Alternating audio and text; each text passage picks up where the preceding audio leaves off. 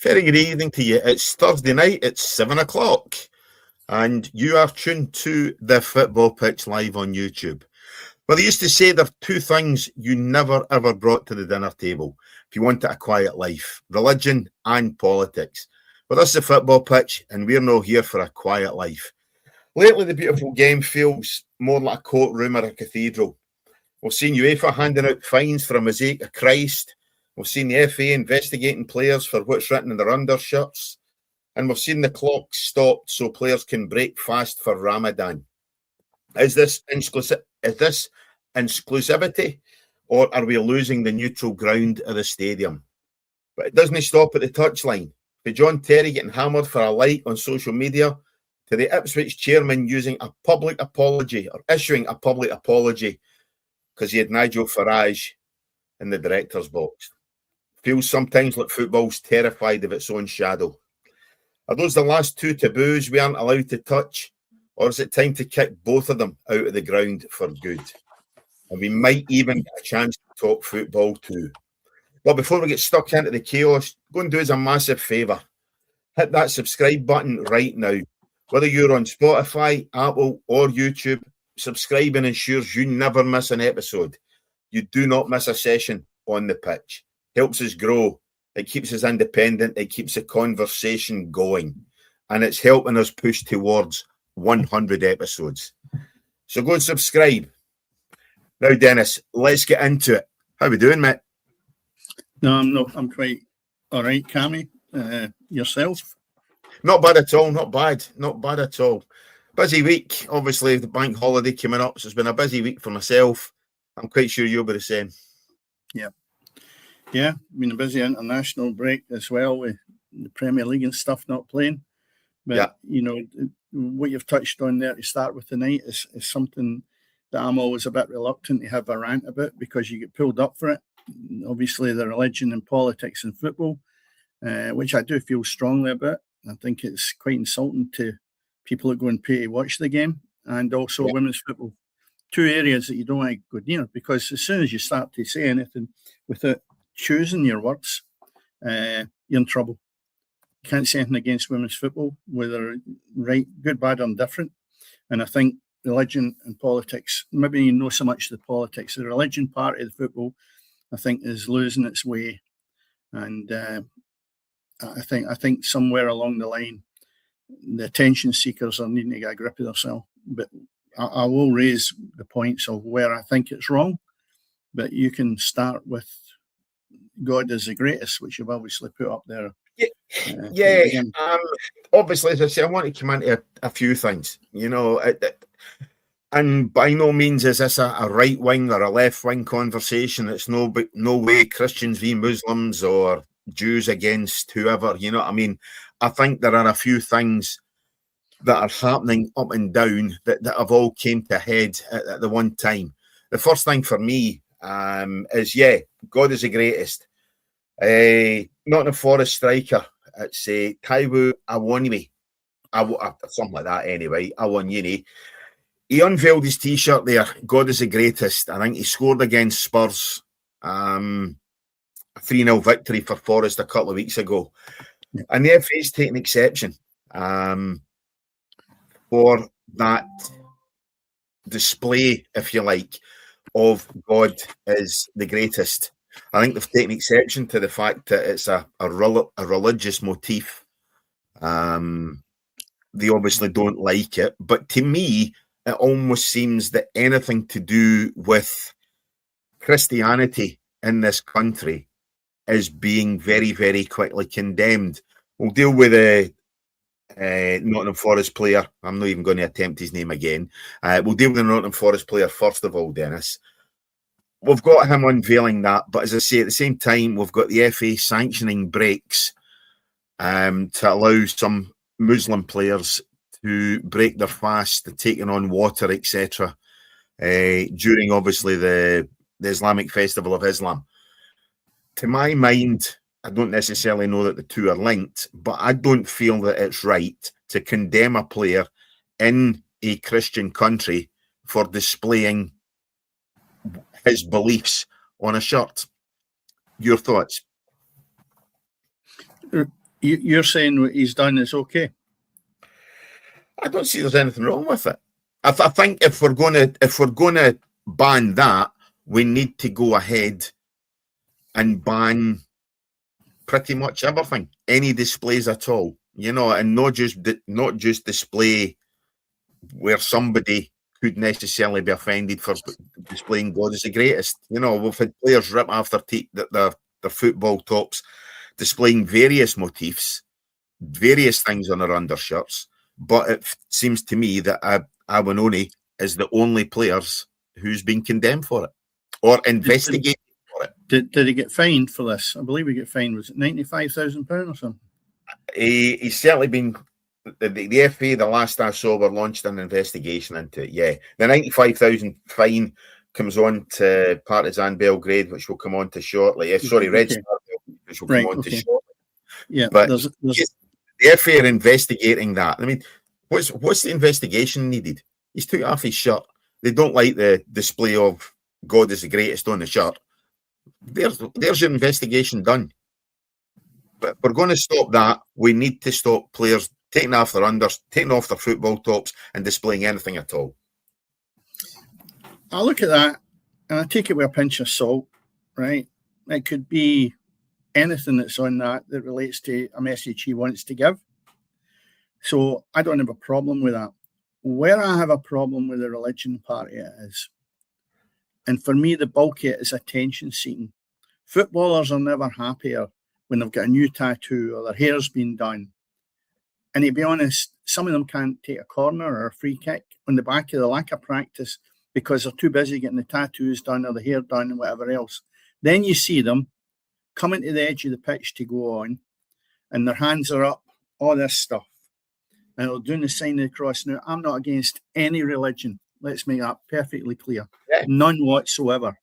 But I don't need this. And I don't need the sign of the cross or what this. Some of them will be going onto the park shortly with their rugs and taking their sandals off and putting boots on. I mean, it's getting to that stage now that it's like they're like sheep. One does it and they think it's trendy. Now, half of them, I'm sure, that are doing the Muslim sign, right, will be in the position that they probably don't even practice it. Or did they do this when they were 10-year-old at the side of the pitch when they were coming on as kids? So why are they doing it now? Now, I've no problem with them doing it, but you do it back in the dressing room, right? Mm-hmm. If you're coming off the bench and you want to do that, you got the tunnel. You do not do this in public. We've got enough problems in the world with religion as it is, without it being rammed down our throat on the touchline. I mean, even when scoring goals, now some of them are going down on their knees. It's getting beyond a joke. And footballers, half of them are not that intelligent, or they wouldn't be doing it. The people that's doing that are not tuned in. They're on another planet altogether. And clubs are letting them away with it. And that's what makes me sick of it. It really does. It's getting worse by the minute. And nobody seems to be offended by it. I'm offended by it. I like to watch them as footballers. I like to watch them as footballers, but not to that extreme. Yeah. Sorry, I think there's a lot of people offended by it who want to be offended. You know yourself, people take offence because they want to be offended. We'll come on to that shortly as well. Yeah. In my mind, yes, I agree that all that should be left at the side of the park. But to my mind, if you're going to allow it, you need to allow everything. So if you're going to allow players to take water or break fast on the park to end, when it comes to the end of Ramadan or they get their 12-hour period and whatever else, they've got to obviously break their fast, then you've got to allow Jewish players to display on the park. You've got to allow Christian players to display on the park. So you either allow it all or you stop it all. One of the two, First of all, with the dressing room or just have a free-for-all and let everything go. The water scenario, what's wrong with taking a drink before you go out or half-time or at the end of the game, the same as anybody else? Wait a minute. I don't get stopped my game and have a drink. Why? Because they're not any food intake. Well, if players are looking after themselves, a lot of them don't have big meals before games anyway. So what is the difference here, and why are they allowed any different preferential treatment in relation to coming to this country and abiding by the rules? If you go to the Middle East, you abide by their rules.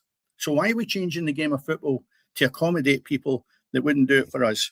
Now, I'm all for being happy with whatever race comes in and whatever race plays. There's some magnificent players from Muslim countries, absolutely magnificent. But I'm not going to bow down to them. Have a drink. If you're allowed a drink, that's the first thing. Have it before the game. Have it at halftime with your teammates, and have it at the end of the game. That's all your normal players get. You get bottles of water maybe thrown in if there's a break and they have a drink. But that's just ridiculous. Yeah. To me, that's ridiculous. And it's people being hoodwinked into thinking that this is important that we do that. I'm sorry, it's not important. It's not important. And it needs to stop. And it needs to be people that are actually looking at this with no blinkers on. And I'll go back to it. The signs that have been made at the side of the pitch is just shocking to me. It's only attention seeking, Cammy. There's nothing else to it, because you could easily, are they not humble? Go up the tunnel and just make your sign, and everybody can be happy with it. I'm not against them doing it, but I don't want it right in the camera as somebody's coming on. It's only for attention. There's something drastically wrong in their head if they think that that is acceptable.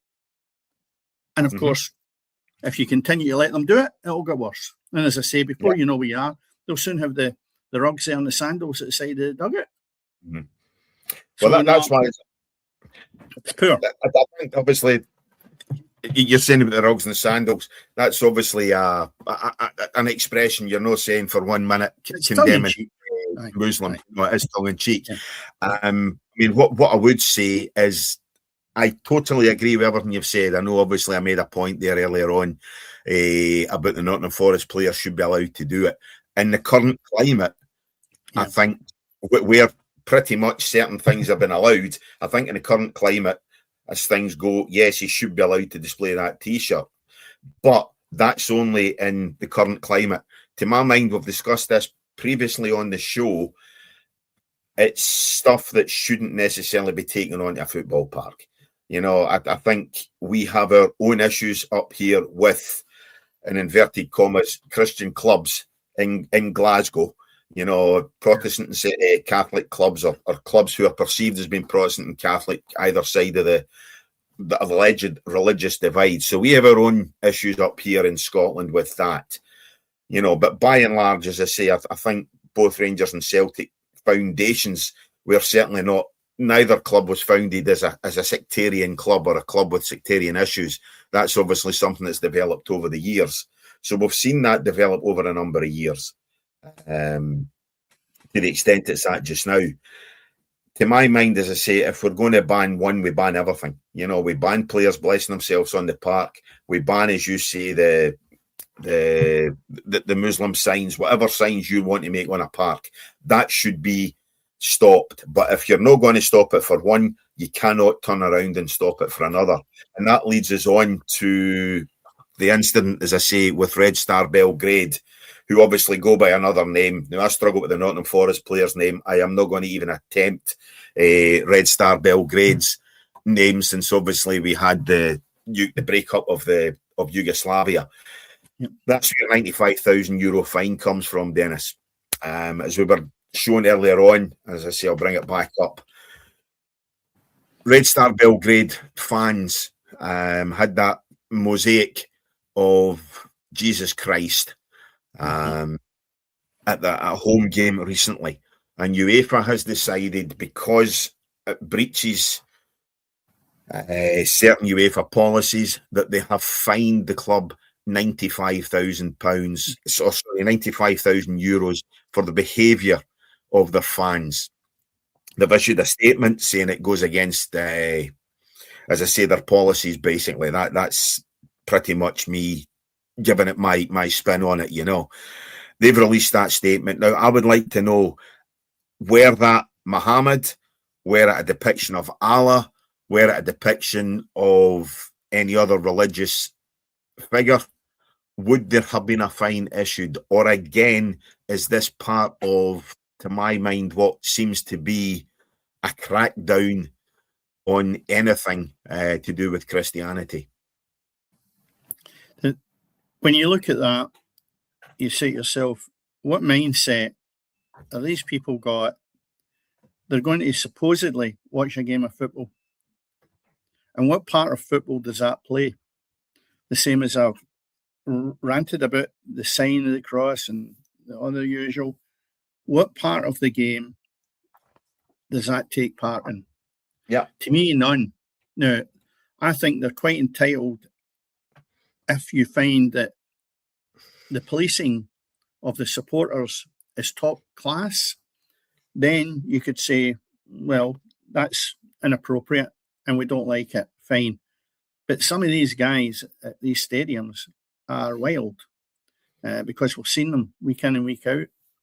And that sign that they've put up there, it's no, I would imagine it's a few thousand that's actually been put together with that. How many of them actually knew it was going up there to begin with? If they want that, I don't find that offensive. But I do still go back to it. I find it offensive when a player comes on the park and does that or whatever else it may be, right? Because that's attention seeking. I don't know if that's attention seeking. That's just, it might have been taken out of context, but there must have been social media there that related to people getting together, making all the posters or whatever it was needed to link it all together. So there's thousands of people being involved in that picture. It's not one or two, right? For it to piece itself together like that. So what they have actually made a statement is, we're not having any religious signs like that. And I think, okay, I've nothing against it, but I'm not for it either.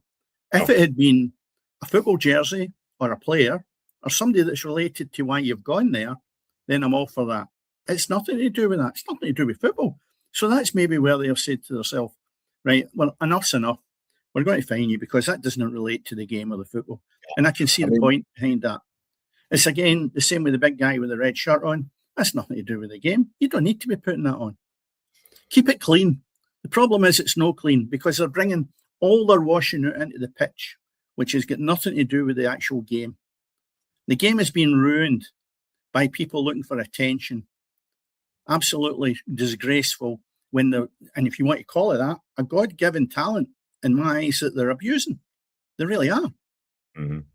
And that's the word I'm using, God-given. Because I'll tell you what, you and I could train all day long till the cows come in, and we will never have an ounce of the talent that some of these boys have got. And the big guy with the red shirt's a prime example. Magnificent footballers, gifted beyond belief. Why do they do this?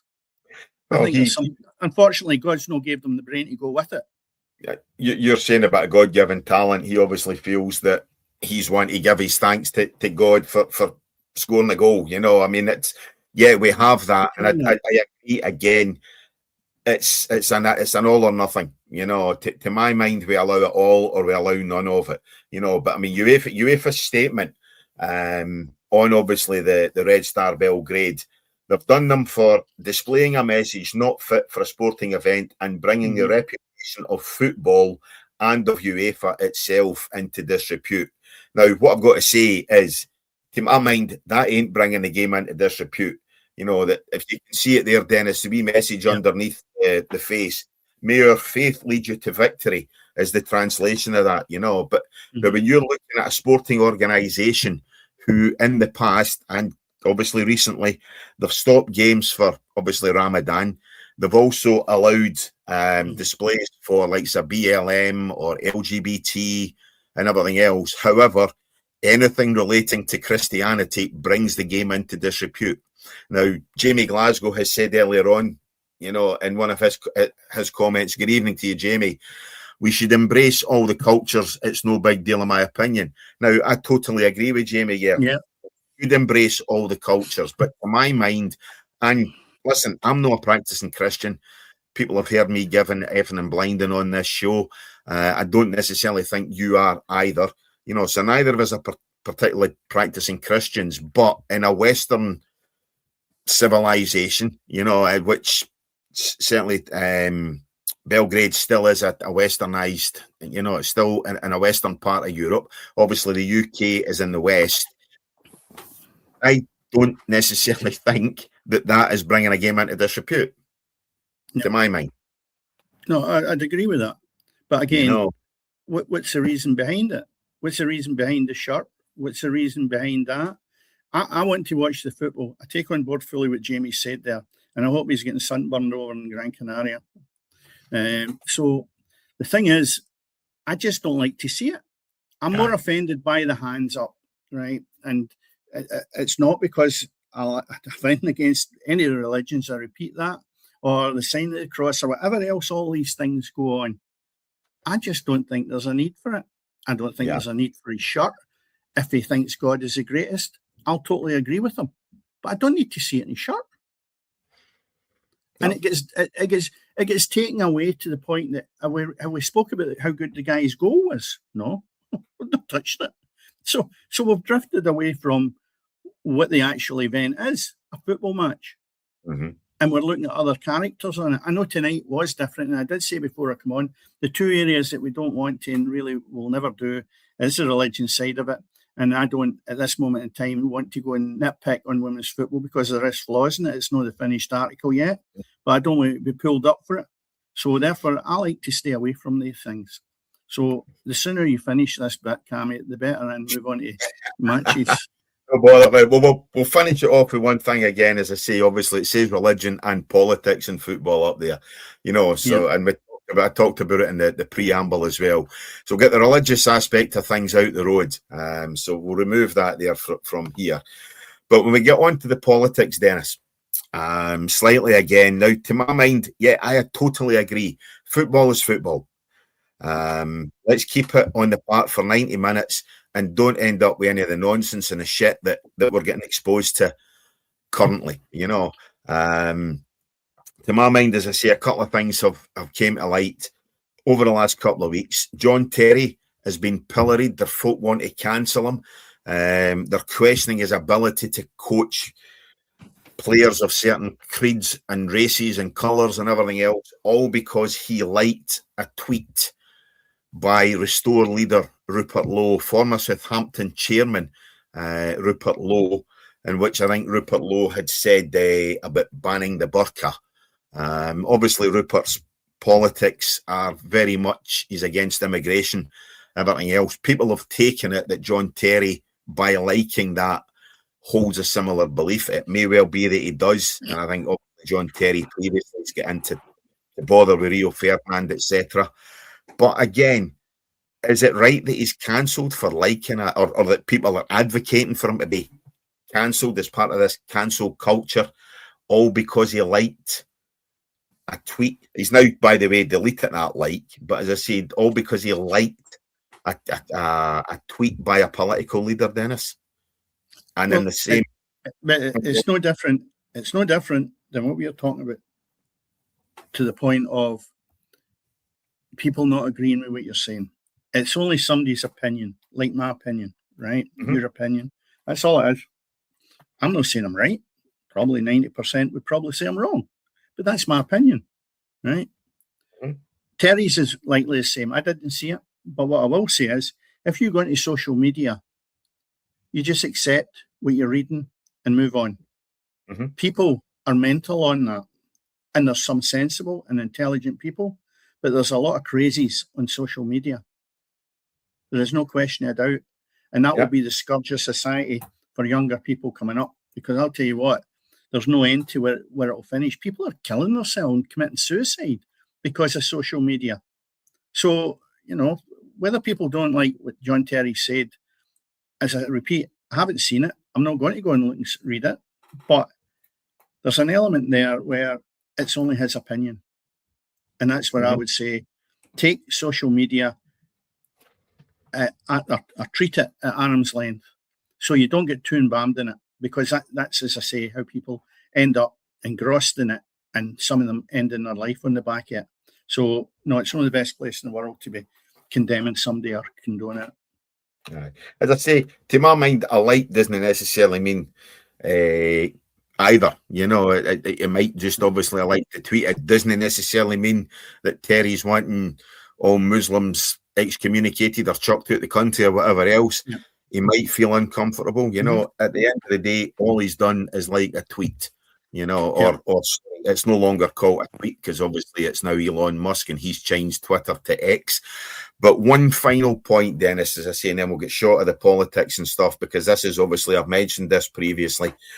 Ipswich Chairman, Mark Ashton, a week or so ago, he invited somebody to his stadium, gave the person a jersey, and there's one or two, or a selection of Ipswich fans have been up in arms, and Ashton felt the need to apologise to him. Now, I've watched this apology back 3 or 4 times, and honestly, to me, you think he'd brought in kind of abuser of women, you know, or whatever else. And this is, we'll play the apology first of all, and then we'll give you and I a chance to shut up for 3 minutes, and we'll play as much of this as we can stand. Staff are hurting, elements of the fan base are hurting, and so are elements of our local community. And that upsets me immensely. And for that, unreservedly, I want to apologise and say I'm sorry. Can you understand that strength of feeling and the anger that supporters are feeling? Yes, I understand that supporters and elements of the community are angry. I also understand that there are a number of mistruths out there on what's actually happened this week.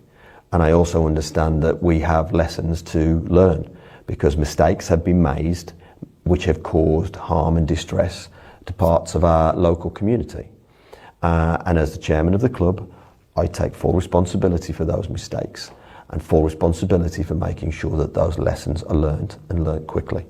How do we do that? How do we learn those lessons? I think a prime example is the board, full board of directors are now reviewing the policy in regards to how we engage with local politicians and political parties. The board are reviewing that right now, and will decide how, if and when we do that moving forward, because again, lessons have to be learnt. What's your message to supporters who are feeling that hurt at the moment? Again, I start with I'm sorry, because I've been at this football club for over 5 years now, and I care passionately about this football club. Anyone knows me knows that myself, my team, my directors, my investors get up every single morning wanting to make this football club a better place and improve us and move us forward quickly. To do that, we've been really successful in doing that together. And I know this will have dented an element of the trust and faith that we have between the club and its fan base. And we have to put that right. And to put that right, we have to work hard, continue with the plan that we're doing, and be the very best versions of ourselves. We have lots to do. And when we've been the best at what we do, we've been together. I repeat, it's been a very difficult week for everyone. I unreservedly apologise for any hurt, pain, distress that's been caused. But we are better when we move together as one. Pain, distress, other words there he mentioned. Honestly, you'd think that was Rangers signing Maurice Johnston, you know, or you know, somebody getting excommunicated or shot in the middle of a stadium. Ipswich invited a political leader, or a leader of a political party, many who feel will be our next Prime Minister, and yet Mark Ashton feels the need to issue what, to my mind, is one of the worst apologies I have ever witnessed, for inviting Nigel Farage, the leader of Reform, and giving him a shirt. Now, they didn't feel there was anything wrong with the invite. Had they invited Nigel Farage, obviously, which they did, had it been Keir Starmer, had it been John Swinney, I don't know why they would do, you know, but Zach Polanski, would they have issued the same apology? Would the outcry have been the same? Or is this, again, another outcry against a certain perceived element? Ipswich's initial thing, the initial after that was live with it. And then obviously there's been 3 or 4 folk have went mental, and that's the apology he's been forced to issue. They've had various political leaders and never felt a need to issue an apology. Again, if you're not happy with politics, keep it at the stadium altogether. Don't invite left wing, right wing, centre, whatever else. Just keep politics out the stadium altogether. Again, to my mind, it's an all or nothing approach, Dennis. Or it should be. What's he apologising for, inviting them or giving them a script? I don't know. Well, why would you invite them? Listen, they've invited him along because they want to engage with politicians. Fair enough. Okay. I get that. But you know what you do, Cammy? For doing it. He spoke very well there in the business front, right? If you're going to do that, you make the point that he wasn't singled out because we have got his thoughts in our mind about being a leader. Aye. You would invite 3 or 4 politicians, you've mentioned some, collectively to come to a game. Aye. Then, if only one turns up, then so be it. You've nothing to apologise for. But it could well be that what's happened there is people being up my arms with it. Because again, everybody's sensitive about certain things. It still goes back to our opinion. We could be sitting here now having an opinion fully on whether he should have been invited or not. That's at the club's discretion. Now, how many supporters were really up my arms? I don't know. Was there an exodus of people going out the gate? He's a politician. He's probably maybe not the most popular politician. Unpopular people anyway, irrespective of whether you're left, right, centre. Yeah. Politicians tend to be unpopular, irrespective, because somebody's always going to disagree with you. You and I have sat at a cup of coffee on a Saturday morning, Dennis, and I don't think we necessarily agree with each other's views. Political views, that's right. I've never turned on and lamped you for it.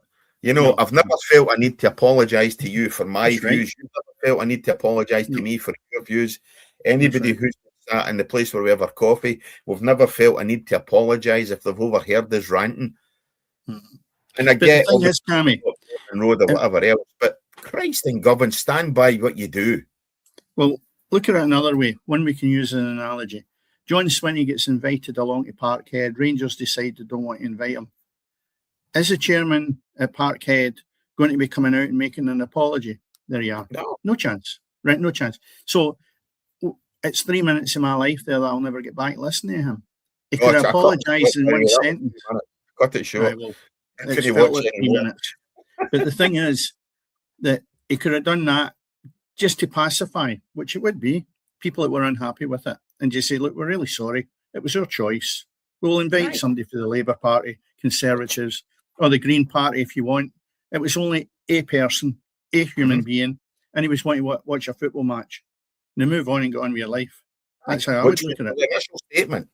That was their initial statement that they made. They issued it via their X or Twitter, as we've talked about earlier on. They issued a statement early doors saying, basically, we'll do what we want. If it upsets you, then it's one of these things. We've made a decision to invite him along. And they then, 24 hours later, go ahead and the chairman feels a need, who's probably one of the guys who's invited Farage along. Then wouldn't it be good? Yeah. Wouldn't it be good if next week somebody for the Labour Party says, can I come along as a guest to your ground? Aye. And they get there and some of the supporters are up my arms because they would rather have Farage there. Are they allowed to, is he going to come out and have another statement because somebody for the Labour Party came and there was supporters weren't happy? Yeah. No. It's absolute nonsense. It really is complete and utter nonsense. It's one of the most wishy-washy, unnecessary apologies I have ever seen. And as I say, either keep politics in or out altogether. You know, whether you're left wing, right wing, centre, whatever, you know, it's absolutely. You worry me though. It's nonsense. You worry me because you took time to actually listen to it right through. Listen, I've watched that apology about half a dozen times. I think it's one of the funniest things I've watched in a long time. You know, because to my mind, as I say, it's completely unnecessary and pointless making that. But anyway, never mind. Well, probably the Fitba Pitch, by the way. Probably the 35 minutes will be, in a lot of people's minds, the biggest load of garbage they've heard from the two years ever in relation to religion and obviously that interview. But I think sometimes, as we keep saying, it's our opinion. We're only giving it on the back of finding it can be quite concerning regarding the religion point, and it gets it out the road, and we can move on to something more enlightening, which is the Scottish team. That's what I was going to say. Go back to talking religion and politics rather than talking Scotland. That's the only reason we've done it tonight, because let's be fair, the other option was talking about Scotland. We'll obviously look ahead to games this weekend, because we could see a bit of a change, obviously, depending on results at the weekend regarding our own SPL. As Jamie Glasgow's mentioned. Jamie, obviously, out of concern for you, and so as we don't have to apologise for you, I'm not going to put your comment on screen there, but we will get to talking about it in a minute or two. First and foremost, Dennis, Scotland. This could take up the next half hour, and there's every possibility we may well have to issue apologies to listeners or those watching if our language gets a wee bit coloured. So I'll issue that just now. No, your language. Well, my language, you know, I tend to use expletives now and again. So do you. Just you don't do it on here. I'm trying to control my English language. Never mind. Precisely. But let's be fair. But by the way, on the subject of language, I listened to a 1976 album this afternoon. Something that's probably right up your street, or you might well remember. Derek and Clive Live. Dudley Moore and Peter Cook. All right, yeah. I listened to that this afternoon.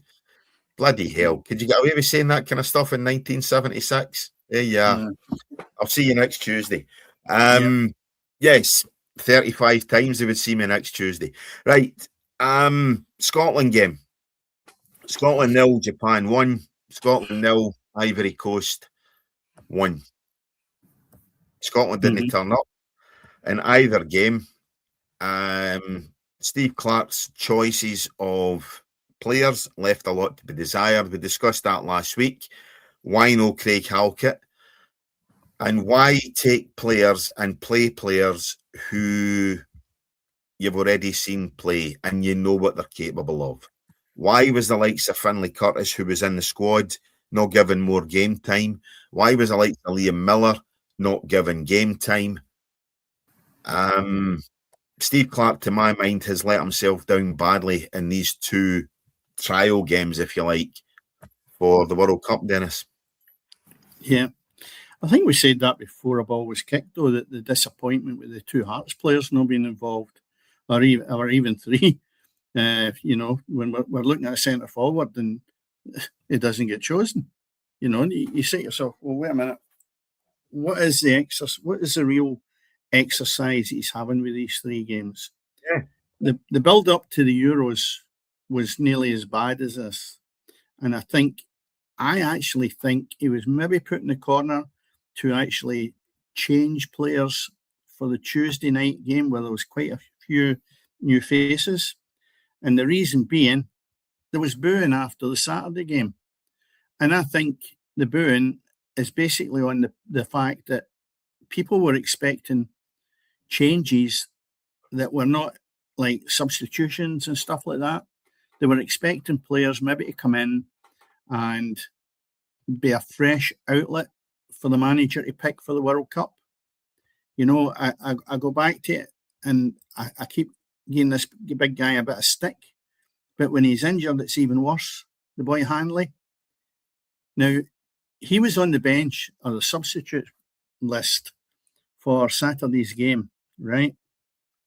Yeah. And as I speak, I'm looking at the substitutes list for Tuesday night's game, and he's nowhere there. The rest of the substitutes are. So, was he not fit enough to be in the bench on Saturday because he didn't get on, and he was nowhere to be seen on the Tuesday night? So you have one person not able to contribute, because I would have expected when he changed the defence for the Saturday game, he would have done the exact same thing for the Tuesday game. Now, Hyam, come on, I thought he'd done decent. First half, seen him. Suter was back in there, right, good. But again, if Hanley was there and being part of that squad, and was maybe looking for maybe 30 minutes or 45 minutes to get him back fit when he's not kicked a ball with Hibs for, I don't know, 2.5 months, maybe longer. So right away, I go back to it and I say, would that not been a perfect opportunity for Millen and Halkett to get a chance? I just can't. I'll tell you what, they two guys can just forget about it and book their holidays, because there's no way they're going to be added to his squad unless half of them get knocked down with a bus. Because there's no way in this world that he rates them enough to have brought them into the squad. Absolutely dire in relation to that. And the same up front. Same old, right? You've got Dykes and you've Adams. They've run their course. They are not what is going to get us to the next level, right? And what does he do? He tries Hurst with it. He tries Conway with Adams, and vice versa. There's different permutations that he's tried that are not working. Yeah. And it's because he's not bringing in players that are going to maybe change things around. You know, I just find that he's got his favourites, and that'll be the downfall of him. That definitely will. I don't think we played as bad on Tuesday as we did on Saturday. Saturday was totally lacklustre. It was like a whole load of guys being thrown together that had just been brought to the park instead of having maybe a week's training under their belt. Tuesday night, a bit more life about it. But, you know, you look at the boy Hurst up front, he had 3 chances, never took them. And I'm thinking, here we go again. You brought him in, plays for 77 minutes, and it's not turned a corner for us. Adams and Dykes, I think they feel that they are part of that squad and they're already on their way to the World Cup. Good, but please try a wee bit more for the country, because we really need people with commitment that are going to bust a gut. You know the manager's going to take you off. Why not run yourself ragged for an hour and then come off? And at least you can say, I've put a good shift in. They're so lethargic between the two of them. It's just not good enough. So I'm disappointed with his selections, but I'm only harping on it the same again.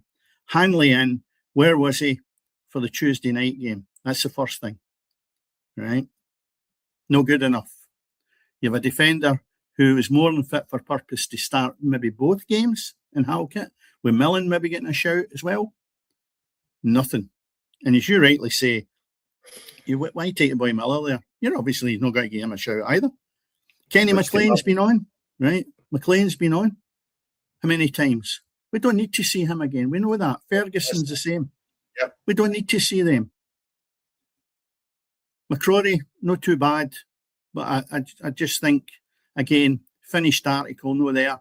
I would maybe have played him a wee bit more, maybe earlier. I know he's had injuries, I think, but at the same time, yeah, if I look at the team on Tuesday night, Kelly, okay. Suter, decent. Hyam was okay, tidy enough. Tierney as usual.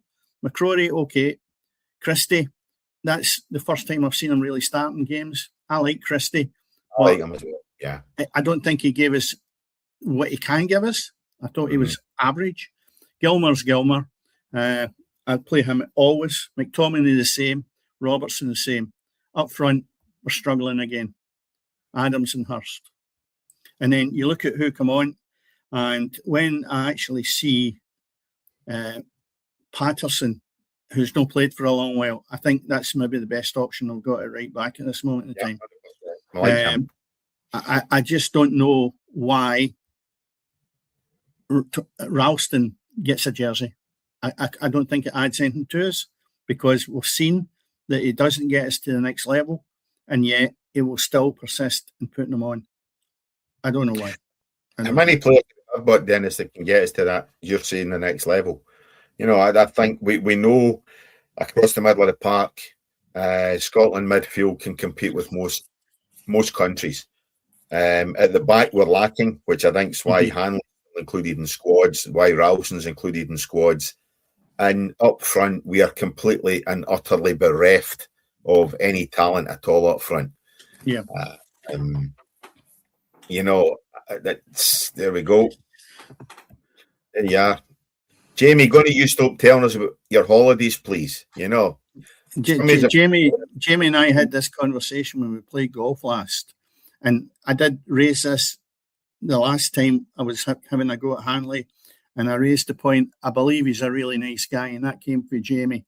But it's not a personal attack on the guy, right? Nice. It's the fact I'm talking about his football ability, and I said that to Jamie at the time. We're looking here at a national football team, and the big guy is stuttered along, and he's got a manager that likes him. But to me, there's no sentiment in football. I've dealt with that all my life, no sentiment in football. And that's where I think Hanley should not be playing as often as he should be. Let's put it that way. That's the easy way to get out of that. But as I say, we know what Grant Hanley gives us. We know what a fit Grant Hanley is. Yeah. An unfit Grant Hanley certainly ain't going to be up to what a fit Grant Hanley is, and that ain't too great. So, number one, we discussed it last week. Why include him in the squad in the first place when we have players like Craig Halkett, as you say, the boy Irvin, who are busting a gut to try and go on the park, who are performing really, really well for a club side. Love him or hate him. Suter, again, we know what he gives us. We know what we get for Scott McKenna. McKenna's apparently attracting potentially big bids whilst he's in Prague. So there is clubs, reasonably decent sized clubs, interested in bringing him or taking him away from his club. We know what he gives us. We know what we get from him.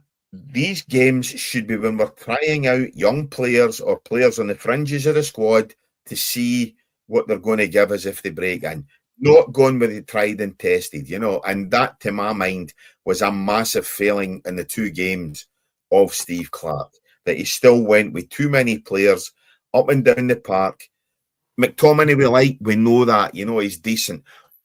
As you see, Billy Gilmore, he should be starting every week. John McGinn should be starting every week.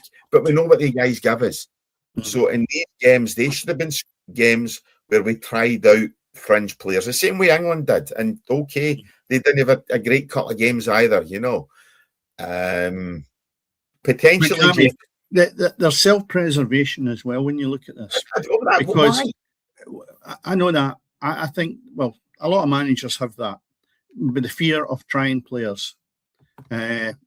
Jimmy's just mentioned the boy Luke Graham. There's another name.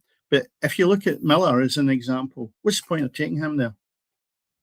It's a perfect example of put him in. If we get beat 5-0, it's not a big deal, but at least show your hand that you're willing to bring these people in and play them. There is absolutely no putting that half a dozen of their players on that bench if you're not going to have the confidence to play them. You're not a club manager, you're an international manager. And it's no point you were playing for these couple of games. Go and give people a chance and bring in the right players and rest the ones that, if he's got Grant Hanley in his mind, just don't take him. Say you're going with us to America, Grant. You'll be fit by then, and I'm more than happy for you to be in the squad. But at least have the big guy some competition with Halkett coming in or Millen. Now, you tell me as well, Cammy, while I'm on the rant, when did we last actually have our two centre-halves scoring goals for us at set pieces? I actually went in to try and see if I could find this, and I couldn't find it. Maybe somebody's a lot quicker than me getting it. I couldn't find it. The park. And you look as well when we're delivering it into the box, right? The Ivory Coast were magnificent in delivering it into the box. Outstanding. Absolutely outstanding. What have we got? We've got nothing.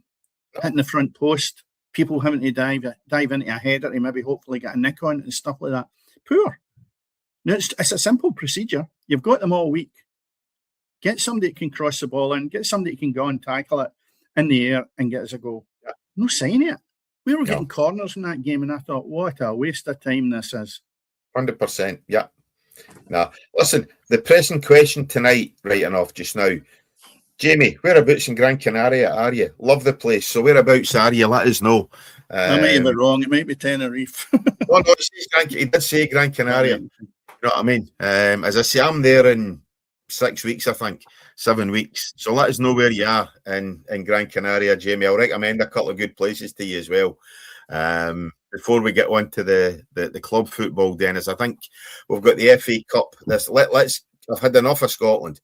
I really have done. Let's get on. As I say, we've got league games up and down the country. We've also got, as we say, the FA Cup this week as well. But looking at the league games in Scotland this weekend, obviously following on for the international break, we've got Hibs against Kilmarnock, Motherwell against Falkirk, St Mirren against Aberdeen, and the big game, and I'm sure Jamie wants us to talk about it, Rangers at home to Dundee United.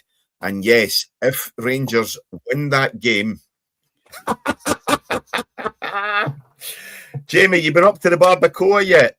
If you go up, tell one of the lassies up there, Kezabella was asking for her. Believe it or not, right, Jamie, where you are is where I stay every single time I'm in Gran Canaria. I was there in February, and that's where I will be again next month. So there you go. What do you think? So they've got youth hostels there for the 2 years. Yeah, there you go. There's where Jamie is. Love it. Great place. I've said to you about that, Dennis. You did, yes. Aye, bloody hell. Mentioned a few Small things. World. Right enough, Small world. Bracken Hotel. Anyway, never mind. Back on to talking football. Rangers could go top of the league on Saturday, dependent on, well, if they win, they will be top of the league for at least 24 hours, because on the Sunday, you've got Livingston Hearts and Celtic face a difficult task of going up to Dens Park for a game against Dundee. Mm-hmm. Yeah. I'll tell you what, though, every game now has got mileage in it. And although I'm against the split, as we said, and some of the games won't be as attractive, I still think it's probably the most interesting and exciting running in the Premier League I've seen, and I can't remember when, honestly. I'm not saying the quality of the football is as good, but I do find that I'm watching results an awful lot more because of the way the league can shuffle itself about. And obviously leading it, and it's brilliant they're there, is Hearts. And, there's a real challenge going on there from quite a few clubs to jockey into good positions so they don't end up getting relegated, or they're going to maybe end up 7th, and then you get teams at 6th and above maybe looking to get 4th. There's quite a lot going on, Cammy, and the games are really worthwhile now. I think the tempo it has moved up. You see wee disappointing things like maybe Falkirk's dropped a wee bit there. It's not the end of the world. I'm just looking at their last 6 games. They've lost 3 and drawn 1 and only won 2. Now, they've had a magnificent run this year, and a real test for them on Saturday is against Motherwell. They don't want to drop that one. I don't think now that they can come out of the top 6, but they'll certainly be trying to get above Motherwell if they possibly can, especially when the split comes. So there's right good games in there. Rangers, obviously, that's a tough game for them, but something, I think Rangers will maybe end up at the top of the league come Saturday night, with the fact that Hearts are not playing until Sunday. So, there's good games. Dundee, we talked about it last week. Dundee manager Stephen Presley has done magnificent since he went there, which is our banana skin, because we actually said we thought he'd be out before Christmas. And there'll be a real test for Celtic, because Celtic are just, I think they're lucky that it's not the start of the season. Otherwise, they'd be lucky if they're getting in the top 6 the way they're playing. Yeah, 100%. I think when you look at what's happening, to my mind, as I say, Rangers under Danny Rawls, yes, they haven't necessarily been playing great football. We know that the football hasn't been sparkling. They've not been setting the world alight, but they've been doing enough to grind out results. They've been doing enough to pick up points. That, to my mind, is what champions do, Dennis. And I know most people would like to see, or a lot of people would like to see, Hearts lifting the title come the end of the season. As I said last week, the worst thing that can happen for our game this season is Celtic winning the league. But the reason I'm saying that is because you've got an absolutely terrible, terrible Celtic side. And if they're good enough to finish above Rangers, finish above Hearts, then it really, really does put our game in a bad light. If Hearts can go on and win the title, fantastic. I think it's good for the game. If Rangers can go on and lift the title, it's good for Rangers. And it's good for, pardon me, Danny Rawls, where Rangers were when he took over this season. I just think they've got enough on Saturday to edge Dundee United. I think Rangers have got the bit between their teeth, and I honestly think they can see the finishing line, which is more, certainly I think Celtic can see. Hearts, obviously, they've struggled in the last month or so, one, to pick up points, and two, certainly with performances. They managed to grind out a result against Dundee a couple of weeks ago. I just think, to my mind, as I say, Rangers have got that title within their sights, and something tells me that it's going to be either Rangers or Hearts who go on and lift the title. I certainly hope so, but purely and simply, nothing against Celtic, other than the fact I think Scottish football would take an absolute pasting and a hammering from pundits across, certainly England, but possibly even further afield, if Celtic managed to edge out their old firm rival, and indeed Hearts, who've been top for most of the season. The thing is, though, let's be honest about it. They've got the spine of their team at Hearts actually all right. And I do believe that they've had a couple of games now that they've sneaked by and got the victory. And I just believe now that Hearts should kick on. There's still a lot of points to play for. Yep. Right? But at the same time, you're talking about if Celtic won it, I would say the same thing if Rangers won it. Either of them is pretty poor, because none of them have really deserved to be second and third, but they are, because they grind out results. They are big clubs, and that's what they've always been good at, you know. But you've seen Rangers throwing away 2-goal leads continually, you know. And Jamie's rightly said that, you know, Rangers have beaten Dundee United and Falkirk and stuff, and there's no question of doubt Rangers and Celtic could go in the run. You're saying they haven't this season? They haven't, right. So these teams that they've got to play against are on with a shout. If you look at Livingston, what's Livingston got to lose when they play the Old Firm or any of these clubs now? Nothing. There's no fear factors in the Premier League this season. Sorry? Against, probably some of Livingston's better performances this season have been against the Old Firm club. But I do believe this season I have seen more Premier League managers having a go at the big boys than we've ever seen. A lot of them used to get 11 behind the ball or 10 outfield players, no one to go into the other half. And that's not been the case this year. And I think that's why we've seen a Motherwell team that's attractive to watch, because they're not thinking, hey, by the way, we need to really be in the back foot here, because that forward line that Rangers or Celtic have got will terrorise us. They don't have that. So they can go out with a view that says, we will try and win this game. And that's the fear factor that the Old Firm have got. The no teams are not going to just roll over and give them the points. And that's why they've had to work really, really hard for it. And unfortunately, they don't have the quality of players either that they've had over the years. So Hearts, for me, you're sort of drifted a bit there to Rangers, Cammy, just listening to you, for winning the league. For me, I think Hearts have got enough in their tank to do it. And it'll be good for Scottish football. I mean, I'm not a Hearts supporter, you know, not supporter of any of the Premier League. But the bottom line is Hearts, to me, I think they've got enough. And the big test, obviously, is at the weekend to see what they can do. As we've said every week it's a test with Hearts. Yeah. And you're just waiting sometimes to see if the bubble will burst. I think they've got better quality than the Old Firm's got. And if you really looked at it, if you had to take the Celtic and Rangers players in the squad they've got, would really, if you to say, go and pick 3 players that will actually change your team, say to Livingston, pick 3 players out of the Celtic or Rangers team that you'll avoid relegation with. I don't think any of them will get the qualities to do that. No. You give Livingston 3 players of the Old Firm, they won't get you out of relegation, or any of the other teams. They won't improve your standing. That shows you how average I think they are. I mean, McGregor, he's tidy, but if you put him in the Aberdeen team, is Aberdeen going to go leapfrogging up the league and think they're a better team? No. And I think that's a problem you've got. There is no added value to any of these teams getting an Old Firm player, because very few of them, if any, are really going to be good enough to win the league. And that's where I think Hearts, if they get the hunger back for a week or two, they'll go over the finishing line. Yeah, but I say it's still interesting, and I think that's all we can ask for. You know, I mean, you look down south, as everybody keeps telling us, you know, don't compare us against obviously what happens in the English Premier League, but you look at what's happening there. All Arsenal need is another victory, I think, and that's probably they're champions elect as it is, you know. But obviously, you're talking about you've still got 5 or 6 weeks to go at the end of the season.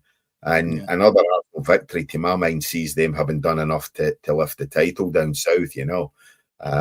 So I think we've still got interest. It's going to be a 3-horse race right to the end, probably, you know.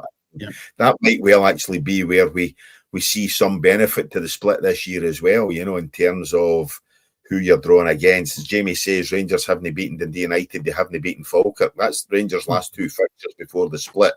And then obviously have them both again after the split as well. They'll have one of them after the split, you know. So, to my mind, we certainly do have an interesting title chase up here, and I think that's all we can ask for. But when we look down south, Dennis, it is FA Cup quarter-final this weekend too, and we've also got another cup tie up here to talk about that I'm going to be going along to.